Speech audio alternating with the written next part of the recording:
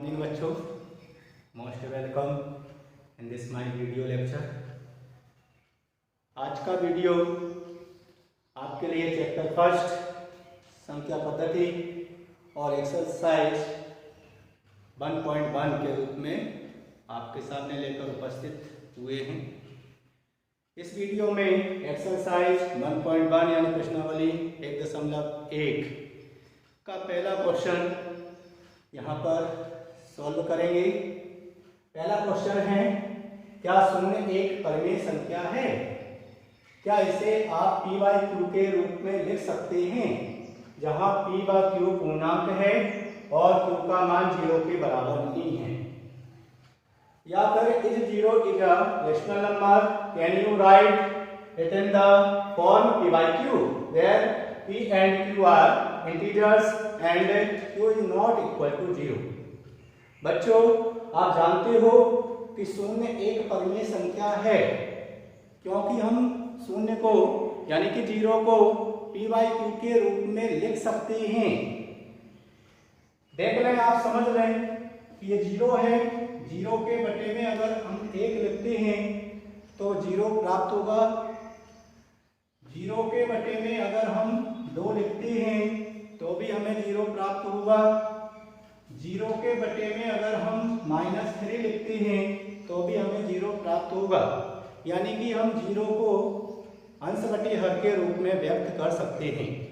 तो पहले प्रश्न का जवाब हम लिख सकते हैं कि हाँ, शून्य एक परिमेय संख्या है। हाँ, शून्य एक परिमेय संख्या है।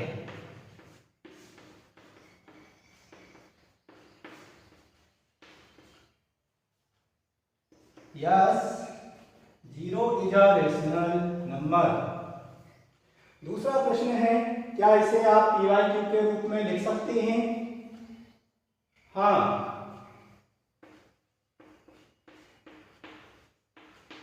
इसे हम p बाई क्यू के रूप में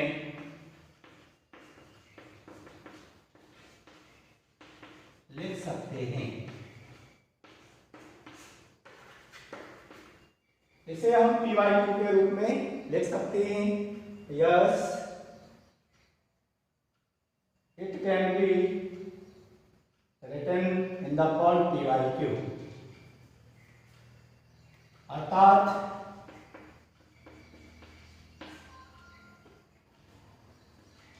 जीरो को हम 0/1 यानी 0/1, 0/2 या 0/ कोई सी भी संख्या लिख सकते हैं। इस तरह से हम 0 को प्रदर्शित कर सकते हैं, 0/1, 0/2, 0/5। नेक्स्ट क्वेश्चन है बच्चों कि 3 और 4 के बीच 6 परिमेय संख्याएं ज्ञात कीजिए। 3 और 4 के बीच में हमें 6 परिमेय संख्याएं ज्ञात करना है। वैसे तो आपको पता है कि हम किन्हीं भी 2 परिमेय संख्याओं के बीच में अनंत परिमेय संख्याएं प्राप्त कर सकते हैं, लेकिन हमसे पूछा गया है कि 3 और 4 के बीच में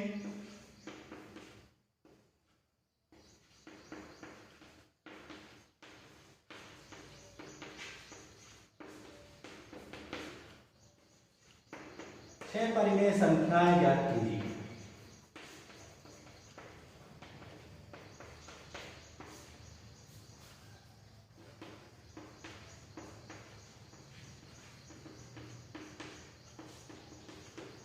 सिक्स रेशनल नंबर हमें फाइंड करना है।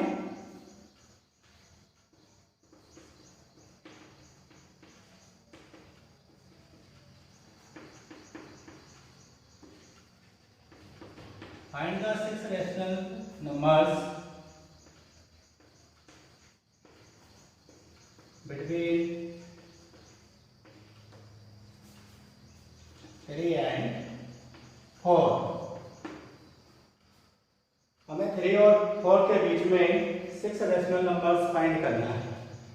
इसका सॉल्यूशन आप देखेंगे। वैसे तो बच्चों 3 और 4 के बीच में जो हमें परिमेय संख्याएं ज्ञात करना है उसके लिए अलग अलग विधियों का प्रयोग किया जाता है, लेकिन यहाँ आप सबसे पहले एक सरल मेथड को देखेंगे, विधि को देखेंगे। इसके बाद नेक्स्ट मेथड बताई जाएगी और जो भी मेथड यहाँ पर यूज की जाएगी उसको आप ध्यान से समझें। पहली विधि है, हम 3 और 4 के बीच में 6 रेशनल नंबर्स फाइंड करना चाहते हैं, प्राप्त करना चाहते हैं।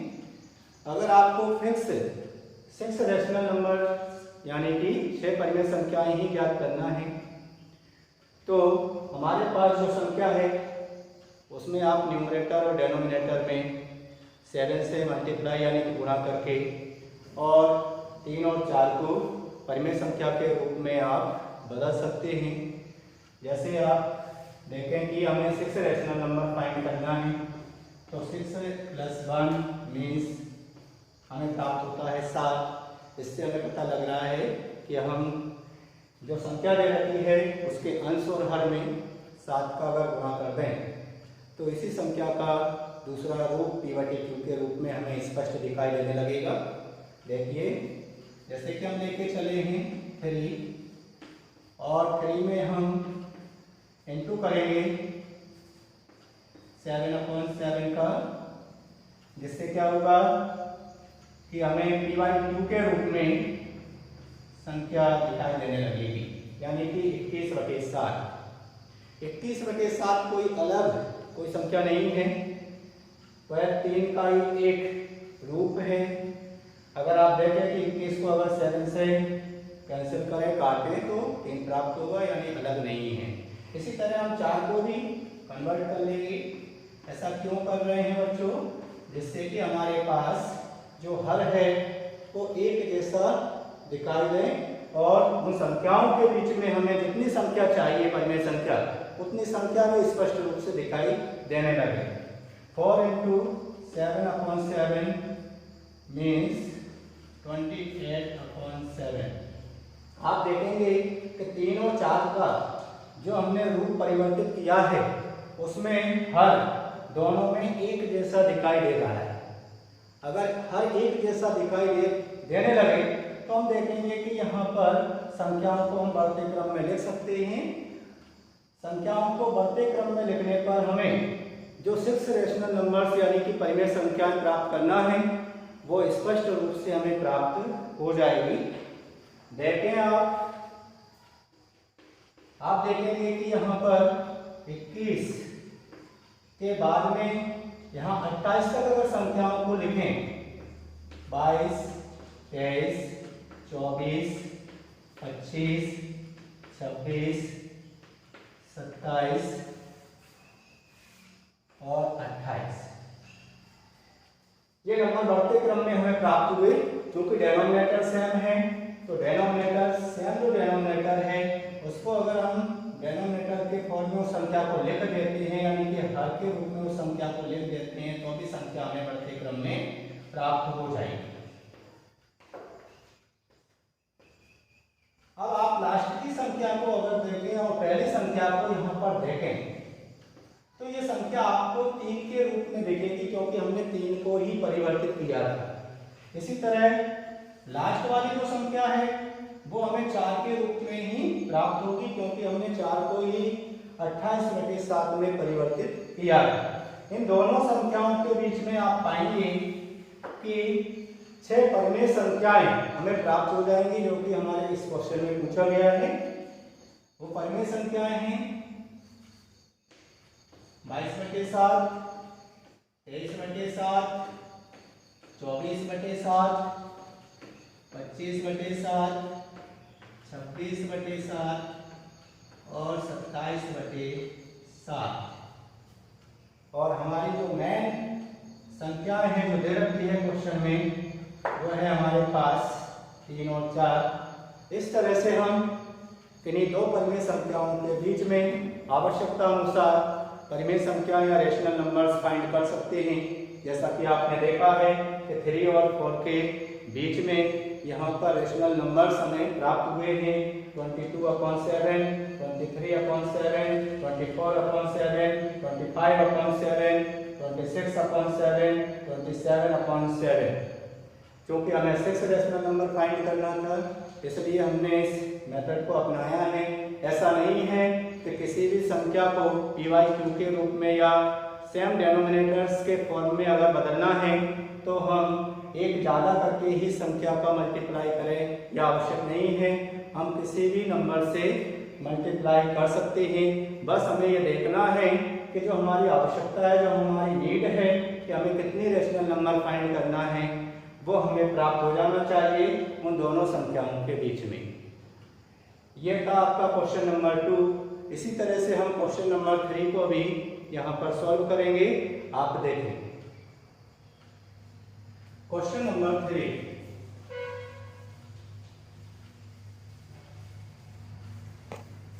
क्वेश्चन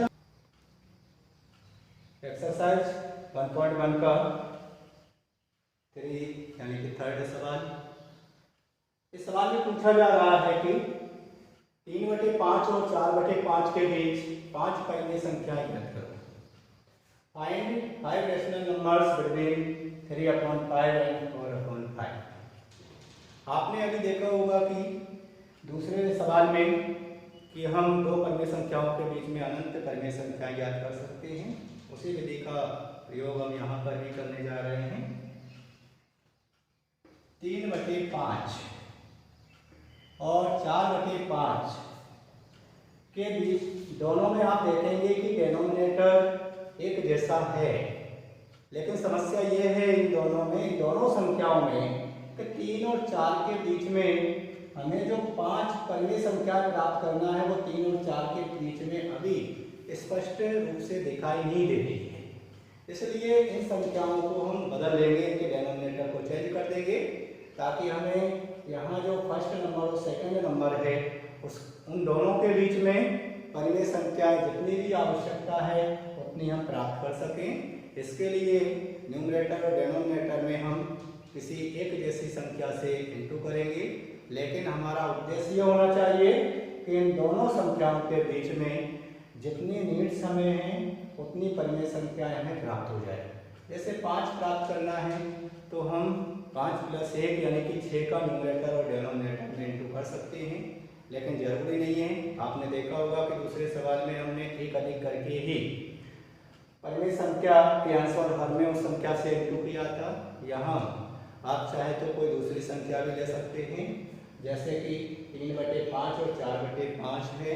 हमें इनके डेनोमिनेटर को सेम बनाना है, तो डेनोमिनेटर को सेम बनाने के लिए, एक जैसा बनाने के लिए हम किसी भी बड़ी संख्या यानी 0 वाली संख्या से भी इंटू कर सकते हैं, जो आपको बहुत आसानी से समझ में आ जाएगी। आपको ये याद रखने की आवश्यकता नहीं है कि आखिर हम किस संख्या से इंटू करें। आप 0 वाली संख्या से यानी कि 10 या 100 यानी कि 10 या 100 या 1000 कोई सी भी संख्या लेकर आप इंटू कर सकते हैं, और आप अपनी आवश्यकता अनुसार उन दोनों संख्याओं के बीच में परिमेय संख्याएं प्राप्त कर सकते हैं। जैसे 3/5 या 3/5 में अंश और हर में हमने 10 का इंटू किया है, यानी कि न्यूमरेटर और डेनोमिनेटर में दोनों में एक जैसी संख्या का गुणा किया है, इंटू किया है।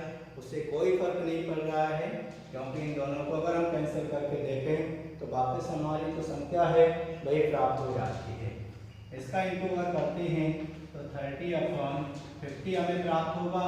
ये 30/50 को अगर आप देखें गौर से तो निश्चित है 3/5 के रूप में ही आपको दिखेगी। इसी तरह से अगर हम दूसरी संख्या को लें, दूसरी संख्या है हमारे पास 4/5।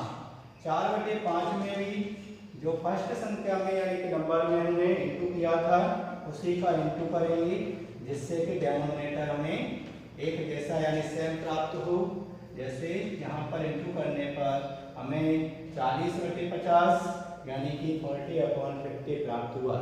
बच्चों आप देख रहे होंगे कि न्यूमरेटर यानी अंश भले ही अलग अलग हो, लेकिन इनका हर एक जैसा है। हर को एक जैसा बनाने की आवश्यकता आखिर क्यों पड़ी? क्योंकि हर को एक जैसा बनाने पर उन संख्याओं को अगर बढ़ते क्रम में हम लिखें पहली संख्या के बाद बढ़ते क्रम में आगे बढ़ें तो हमें जो लास्ट संख्या है वो प्राप्त होगी, और बटे में अगर एक जैसा न्यूमरेटर है तो हमें वो बढ़ते क्रम में ही प्राप्त हो जाएगी। इसलिए डिनोमिनेटर को हम सेम बना लेते हैं, क्योंकि डिनोमिनेटर सेम होने पर हम असेंडिंग ऑर्डर में यानी कि बढ़ते क्रम में संख्याओं को लिख सकते हैं। यहाँ हमारे पास में 3/5 और 4/5 के जो रूप है वो 30/50 और 40/50 यानी 30/50 और 40/50 प्राप्त हुए हैं। इन दोनों के बीच में यानी 30 और 40 के बीच में अगर हम संख्याओं को देखें तो बहुत सारी हमें परिमेय संख्या दिखेंगी, जैसे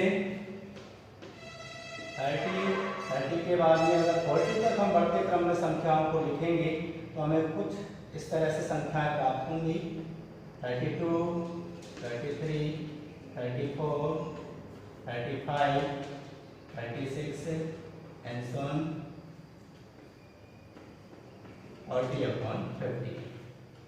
हमें जितनी भी संख्याओं की जरूरत पड़ेगी हम उसी क्रम में संख्याओं को प्राप्त कर लेंगे, क्योंकि यहाँ पर हम केवल अगर न्यूमरेटर को लिख रहे थे इसलिए वहाँ 40 ही आएगा। अब डिनोमिनेटर सेम है, अगर इन सभी संख्याओं में सेम डिनोमिनेटर को लिख दिया जाए तो इनका जो असेंडिंग ऑर्डर है उस पर कोई फर्क नहीं पड़ता है, यानी हमें संख्याएं बढ़ते क्रम में ही मिलेंगी, जिनको हम लिख लेंगे। बढ़ते क्रम में ही हमें संख्याएं प्राप्त होंगी 40/50। अब यहाँ पर हमने डैश डैश डैश यानी कि संख्याओं को लिखा नहीं है। क्यों नहीं लिखा है? हमें जरूरत है 5 परिमेय संख्याओं की, और यहाँ 5 परिमेय संख्या 1, 2, 3, 4, 5 इन 5 की आवश्यकता है हमारे पास। आगे और भी परिमेय संख्याएं हैं लेकिन पूछा नहीं गया है इसलिए हमें नहीं लिखेंगे। जो हमने अंडरलाइन की है वो 30/50 और 40/50 के बीच की ही परिमेय संख्याएं हैं। ये 30/50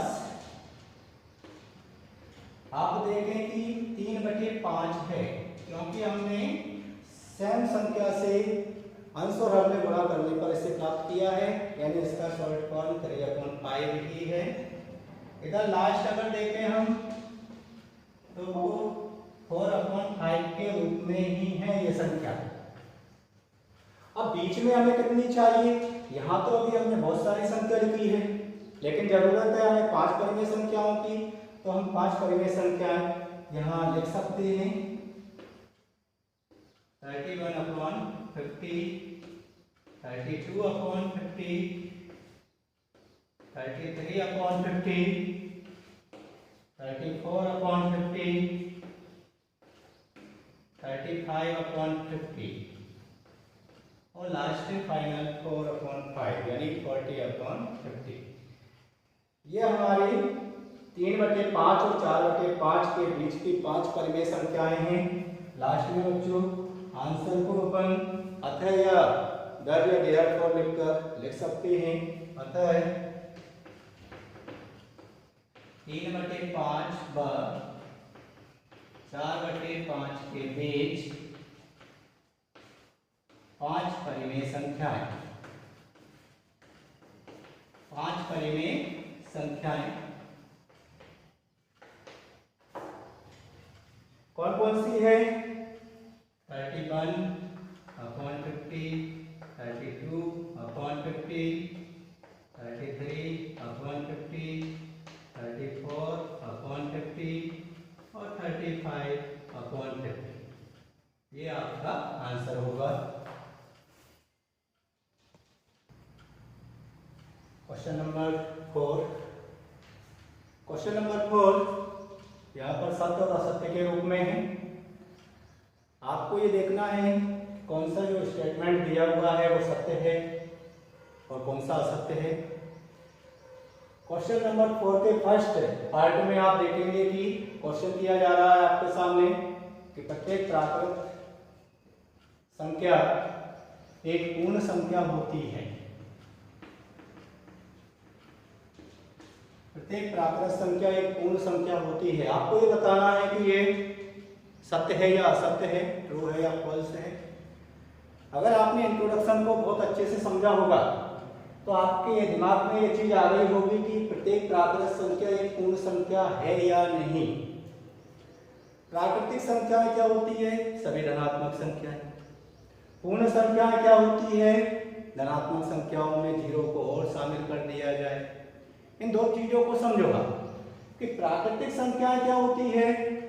सभी धनात्मक संख्याएं। फर्स्ट प्राकृतिक संख्याएं।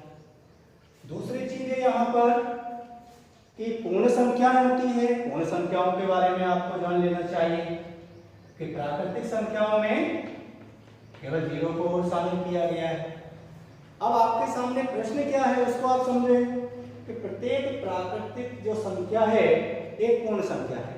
आप देखें इनको मैच करें, ये प्राकृतिक संख्या है, हाँ पूर्ण संख्या है।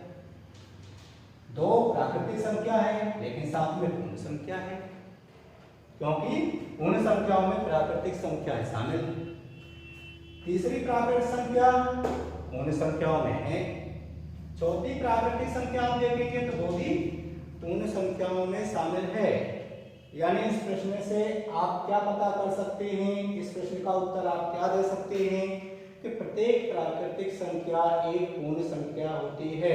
Every natural number is a whole number. आप इन दोनों को अगर एग्जाम्पल को देखेंगे, फर्स्ट प्राकृतिक संख्याएं, दूसरी है आपकी पूर्ण संख्या यानी होल नंबर्स। इनको देखने से आपको समझ में आ रहा है कि जो यहाँ पर स्टेटमेंट दिया हुआ है वो बिल्कुल सत्य है। यानी कि आपका जो फर्स्ट स्टेटमेंट है वो क्या है? सत्य। अगर आप इसका रीजन जाने क्यों है तो उसका रीजन ये है कि जो पूर्ण संख्याओं का समूह है उस समूह में प्राकृतिक संख्याएं भी शामिल है। यानी इसका रीजन क्या होगा कि इसका कारण है क्योंकि प्राकृतिक संख्याएं पूर्ण संख्याओं के संग्रह में ही शामिल है। दूसरा, प्रत्येक पूर्णांक एक पूर्ण संख्या होती है। पूर्णांक मीन्स इंटीजर्स। हमें पता करना है कि वो पूर्ण संख्या है यानी कि होल नंबर है या नहीं। इसके लिए भी आप उदाहरण के रूप में, एग्जाम्पल के रूप में ले सकते हैं। पहला एग्जाम्पल हम ले रहे हैं इंटीजर्स का 0, 1, 2, 3, 4 एंड सो ऑन। इसी तरह से क्योंकि यहाँ पर इंटीजर्स वाली बात आ रही है तो इनमें नेगेटिव नंबर भी शामिल हैं। और कहाँ तक है? इधर भी अनंत तक है। अब हम देखें कि प्रत्येक पूर्णांक एक पूर्ण संख्या है। पूर्ण संख्याओं का उदाहरण लिख लें 0, 1, 2, 3, 4 एंड सो ऑन। अब आप देखेंगे कि वो हमसे प्रश्न कर रहा है कि जो इंटीजर्स है वे सभी इन पूर्ण संख्याओं में हैं। देखें आप 0 पूर्ण संख्याओं में, 1 ये भी पूर्ण संख्याओं का एक हिस्सा है, 2 ये भी आपकी पूर्ण संख्याओं में है, 3 पूर्ण संख्याओं में और पूर्ण संख्याओं में है यानी होल नंबर्स में है। लेकिन यहाँ आप देखेंगे कि इंटीजर्स यानी पूर्ण संख्याओं की बहुत सारे जो नंबर्स है नेगेटिव नंबर्स वो इसमें शामिल नहीं है। और हमसे ये कह रहा है कि इनमें से जितनी भी है प्रत्येक जितनी भी है वो सब इनमें शामिल होती है पूर्ण संख्याओं में भी, होल नंबर्स में। इनमें हमारे पास अभी भी कुछ संख्या शेष है। इसका मीन्स है आप समझ सकते हैं कि प्रत्येक जो पूर्णांक है एक पूर्ण संख्या नहीं है, क्योंकि पूर्णांक में तो -2 भी आ रहा है, -1 भी आ रहा है, माइनस की जितनी भी संख्याएं हैं वे सब आ रही है, लेकिन वे होल नंबर्स में उनको मिल नहीं रही है। तो इससे आशय ये है कि हमारा जो स्टेटमेंट है सेकंड कि प्रत्येक पूर्णांक एक पूर्ण संख्या होती है या every integer is a whole number, कैसा है? असत्य है यानी कि फॉल्स है। दूसरा स्टेटमेंट जो दिया हुआ है वो फॉल्स है यानी कि असत्य है। कारण आप देख सकते हैं कि यहाँ पर -2, अगर -2 को लें तो -2 इंटीजर तो है लेकिन होल नंबर का पार्ट नहीं है। यही इसका रीजन है कि माइनस वाली संख्याएं होल नंबर्स में शामिल नहीं है। तीसरा स्टेटमेंट देखें कि प्रत्येक परिमेय संख्या एक पूर्ण संख्या होती है। बच्चों, परिमेय संख्याएं प्राकृतिक संख्याएं, पूर्ण संख्याएं यानी कि natural numbers, whole numbers, integers, ये सारी जितनी भी संख्याएं हैं ये सब रेशनल नंबर तो है, लेकिन हम ये बिल्कुल करेक्ट एकदम नहीं कह सकते हैं कि रेशनल नंबर होल नंबर हो सकता है, क्योंकि रेशनल नंबर कौन सी संख्या होती है जिन्हें पी वाई क्यू के रूप में हम प्रदर्शित कर सकें। लेकिन यहाँ होल नंबर वाली बात आ रही है। होल नंबर कौन सी संख्या होती है पी वाई क्यू के रूप में प्रदर्शित तो कर सकते हैं, लेकिन इन संख्याओं में जो हमने पहले प्रकार की संख्याएं ली, जरूरी नहीं है कि वो होल नंबर, जैसे कि हम अगर पी और क्यू में कोई पूर्णांक लेते हैं बदल बदल कर, आप अगर पी को 1 लेते हो और क्यू को 1 लेते हो तो पक्के में 1 प्राप्त होगा। हम 1 फाइंड करेंगे।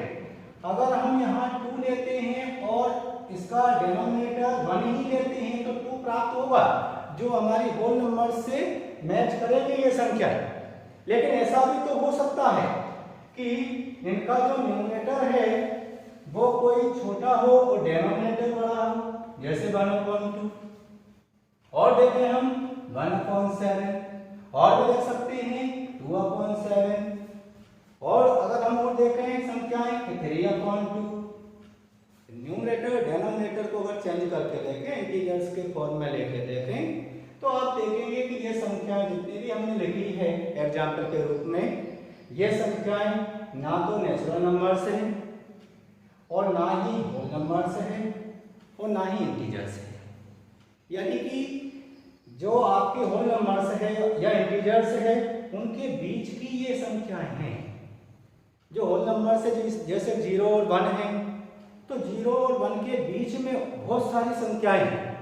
उन संख्याओं को अगर हम देखें तो वे कहीं ना कहीं अपॉन यानी कि बटे के रूप में हमें मिलेगी, और ये सारी संख्याएं क्या है, परिमेय संख्या है। लेकिन हमसे प्रश्न क्या किया जा रहा है कि प्रत्येक परिमेय संख्या क्या होती है, पूर्ण संख्या। तो परिमेय संख्या आप देखें 0, 1, 2, -1, -2, या फिर 1/2, 3/2, 1/7, इनको हम उदाहरण के रूप में परिमेय संख्या के रूप में ले सकते हैं। दूसरा उदाहरण अगर हम लें पूर्ण संख्याओं का, पूर्ण संख्याएं हैं 0, 1, 2, 3 एंड सो ऑन। अब आप देखें, मैच करें कि यहाँ पर जो पूर्ण संख्याएं हैं वो ऊपर जो परिमेय संख्याएं हैं उनमें से किन से मैच हो रही है। 0, 0 से मैच हो रही है, 1 हो रही है मैच, इधर 2 हो रही है, आगे 3 भी हो सकती है। लेकिन इनकी मैचिंग के अलावा भी कुछ संख्याएं इनमें ऐसी है कि जो यहाँ पर होल नंबर्स के रूप में आपको दिखाई नहीं दे रही है, जैसे कि नेगेटिव नंबर्स भी है इनमें और पी वाई क्यू के रूप के नंबर्स भी है। तो ये नंबर्स हमारे पास में शेष रह गए। जो शेष नंबर है वो हमारे होल नंबर्स में शामिल नहीं।